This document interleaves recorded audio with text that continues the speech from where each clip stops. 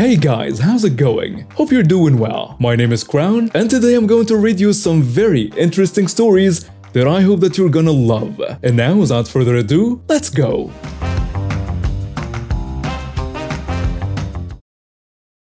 I'm a new mom, and this story involves me, my baby, and this old lady questioning me. So I live in Canada, where I get 1 year maternity leave. Yay, Canada! So a few weeks ago, I went to meet my husband at his work where this story takes place. My husband is an assistant manager, which is a key detail to this story. I'm carrying my son in a chest carrier. This was the first time customers are allowed in the store, and I'm walking around looking at products. I'm also talking to some of my husband's staff, one of them being my child's godparent, also my godsister. I see this lady walking around with a bit of an attitude, but I choose to ignore her.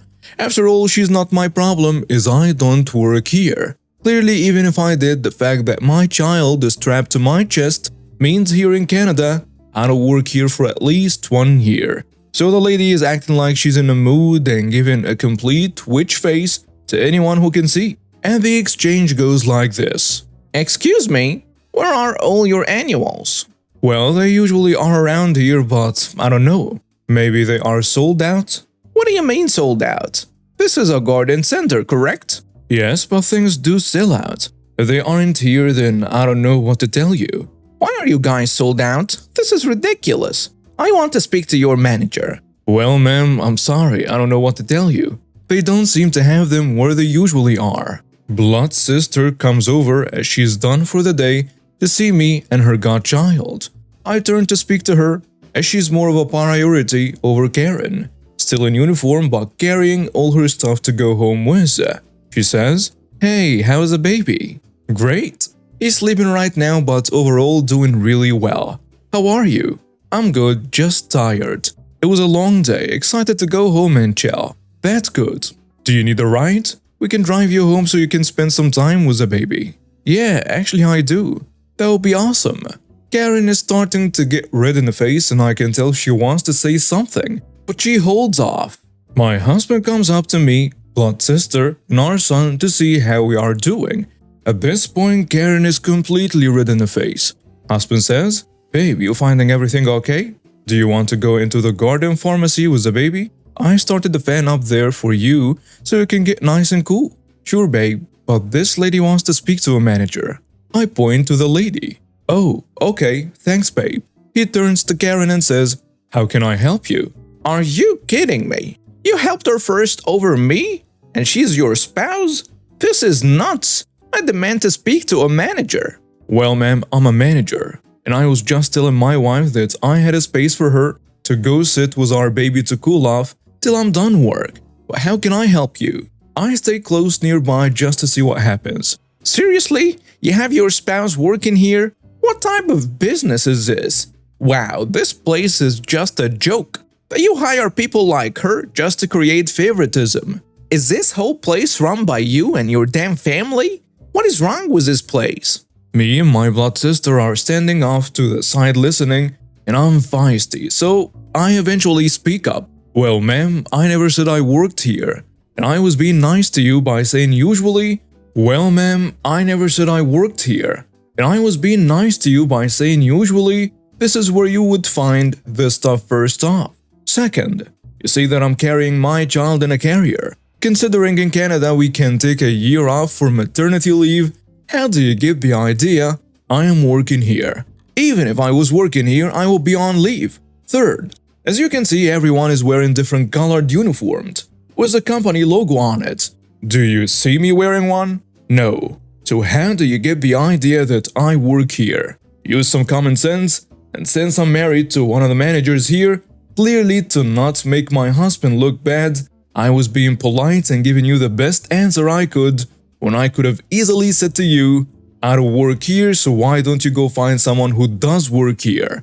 I don't have to help anyone, and you coming up to me and being rude despite us being in a pandemic where we should all treat people kindly shows what type of person you are.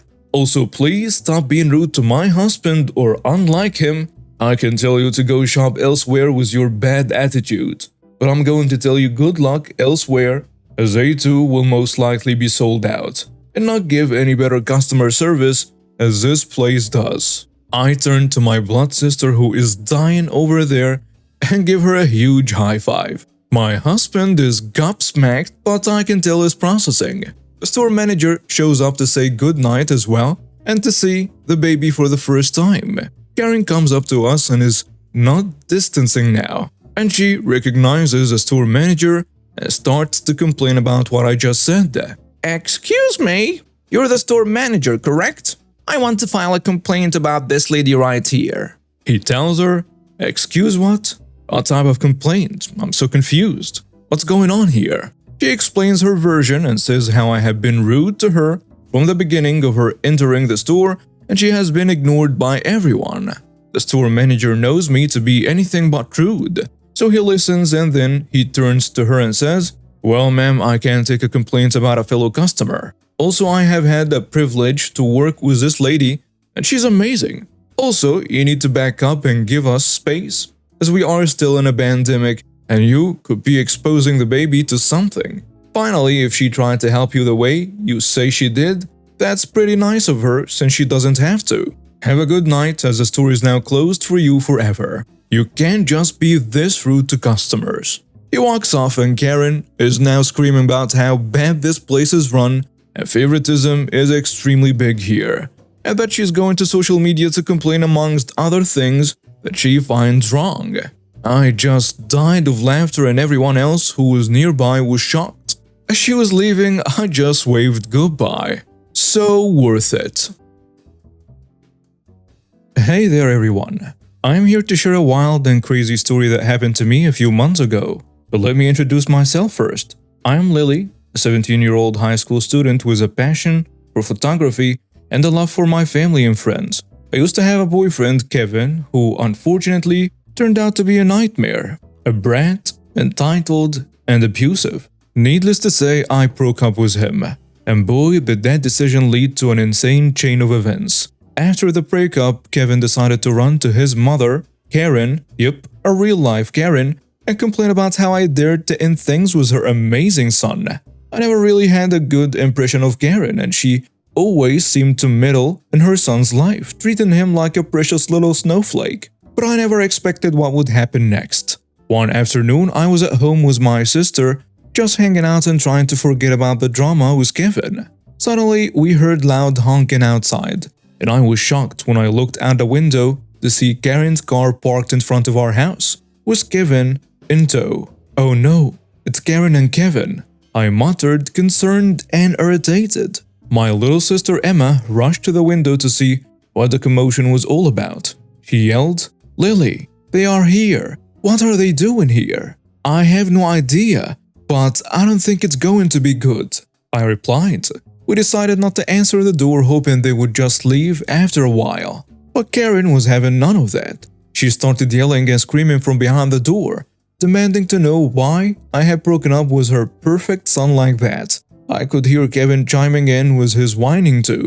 "You owe Kevin an explanation, Lily. Open this door right now," Karen screeched. Emma glanced from the window and shouted back, "We don't owe him anything. He was awful to my sis, and she deserves better." I could feel my cheeks flush with embarrassment, knowing that our neighbors could probably hear the whole thing. But Karen and Kevin didn't stop there. Oh no, they took it up a notch. "If you don't open this door, I'll break it down myself," Karen threatened. Emma's eyes widened in fear as she said, "Lily, I think she has a knife."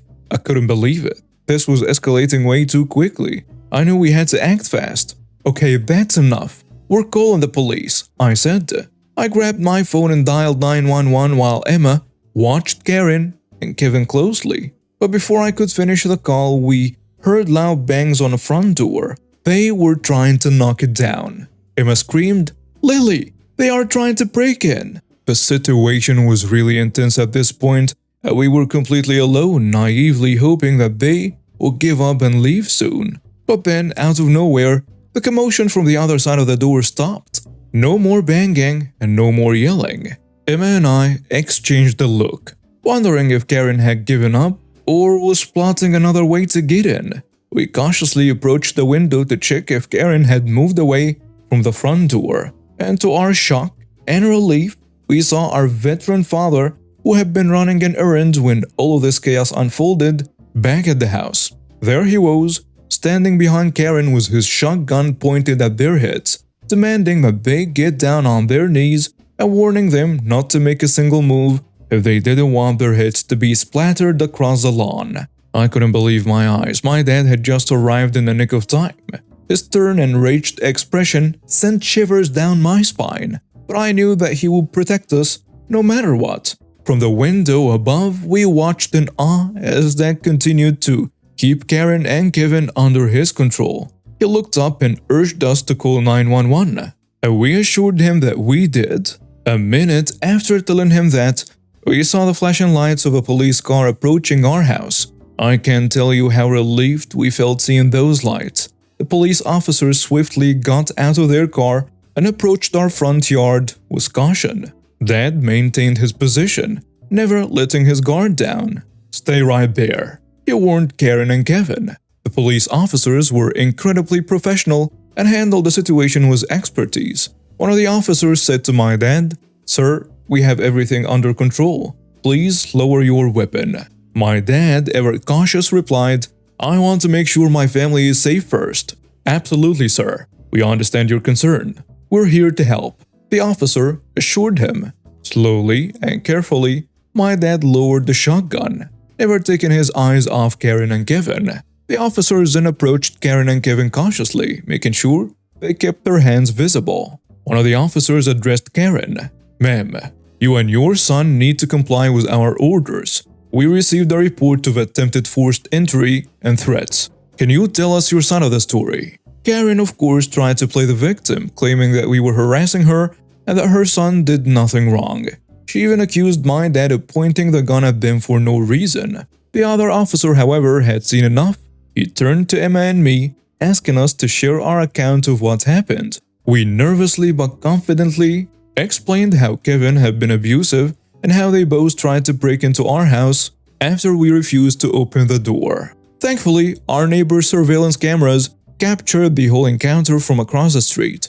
One of the officers noticed the cameras and asked the neighbors if they could review the footage. Sure enough, the footage supported our story entirely, showing Karen and Kevin attempting to force their way in. The officer turned back to Karen and Kevin saying, "Ma'am, your actions were recorded, and they match the girl's statements. We will need you both to come with us." Karen was flabbergasted. She and Kevin were arrested, and the officers read them their rights before taking them to the police car. Once they were gone, the officer spoke with my dad again, praising him for protecting his family and handling the situation responsibly. They explained that they were just a call away and encouraged us to report any further issues. We thanked the officers for their prompt response and for handling the situation the way they did. Word of the incident spread throughout our neighborhood, and many neighbors came by to express their support and check on us. It was heartwarming to know we had such caring people around us. In the aftermath, we made sure to reinforce our home security and installed an alarm system. Dad also gave us some self-defense lessons just in case we ever found ourselves in a dangerous situation again. The court proceedings for Karen and Kevin began shortly after their arrest. The evidence against them was substantial. Our testimonies, the surveillance footage from the neighbors' cameras, and the discovery of the knife in Karen's purse. The presence of the knife escalated the charges and made the case more serious. During the trial, Karen and Kevin tried to paint themselves as innocent victims, claiming that they were only trying to talk to me after the breakup and that they never intended to harm me or my sister. However, the evidence and witness accounts were overwhelmingly against them, and their story simply didn't hold up. When it was time for the verdict, the court found Karen guilty of attempted forced entry, making threats, disorderly conduct, and carrying a concealed weapon. Kevin was found guilty of harassment, abusive behavior, and conspiracy to break and enter.